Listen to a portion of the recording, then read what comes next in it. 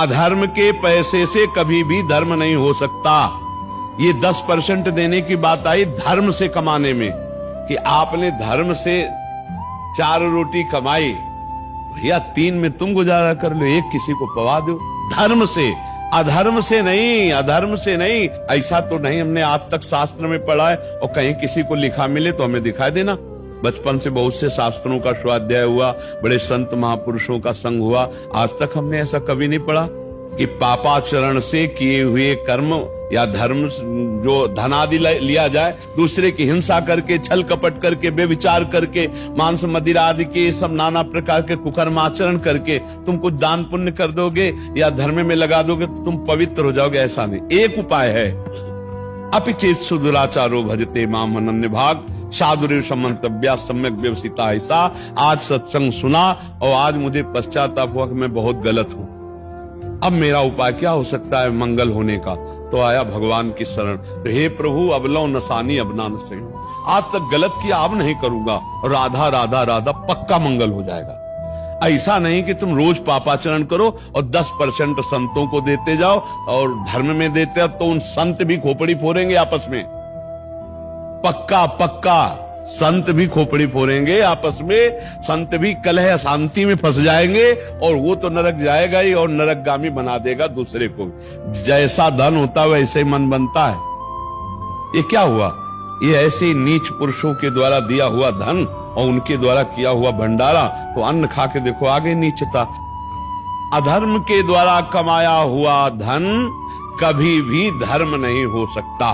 धर्म से कमाए हुए धन का 10% दान करे, वो बात हम मानते हैं कि गौशाला में दे दिया, संतों को पवा दिया, अपनी मेहनत की कमाई से। हराम की कमाई, बेईमानी की कमाई जहां दोगे वहां बुद्धि भ्रष्ट कर देगा, वहां बुद्धि भ्रष्ट कर देगा। पक्की बात समझ लेना। कभी भी विष अमृत नहीं हो सकता, विष विष ही रहता है। तो ये जो विषवत आचरण करके कमाया गया धन है, ये विष के समान है। हमारे पास जब कोई अधिकारी जन आते तो उनसे यही प्रार्थना करते हैं कि आपसे बस हमारी यही प्रार्थना है कि आप अधर्म का धन मत लेना।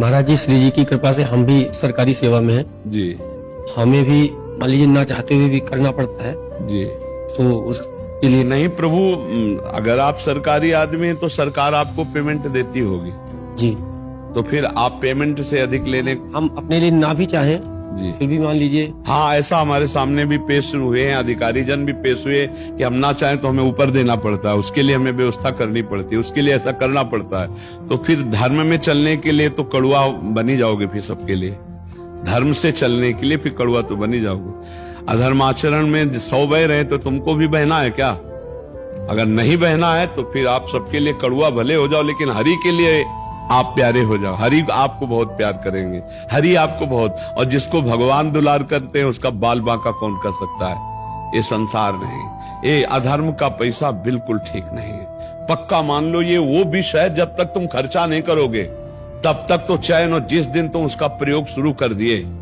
तो वो तुम्हारे परिवार में अशांति पैदा कर देगा, तुम में कोई ना कोई घटना पैदा करेगा जिससे आप दुख भोगोगे। पक्का समझ लो, आज हमारी बात लिख लो, कल आप इसका अनुभव कर लेना, क्योंकि हम शास्त्र सम्मत बात कहते हैं, कोई मनमानी नहीं कहते।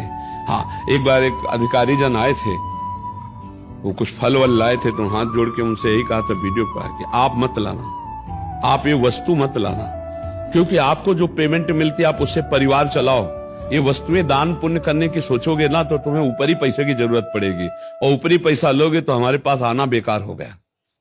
हमारे पास आने का मतलब है कि आपके जीवन का परिवर्तन हो, अधर्माचरण छूटे, नहीं तो फायदा क्या हुआ? यहाँ आकर फिर बातचीत करने का मतलब क्या रहा? यहाँ आने का तो मतलब है कि आप में आस्तिकता है।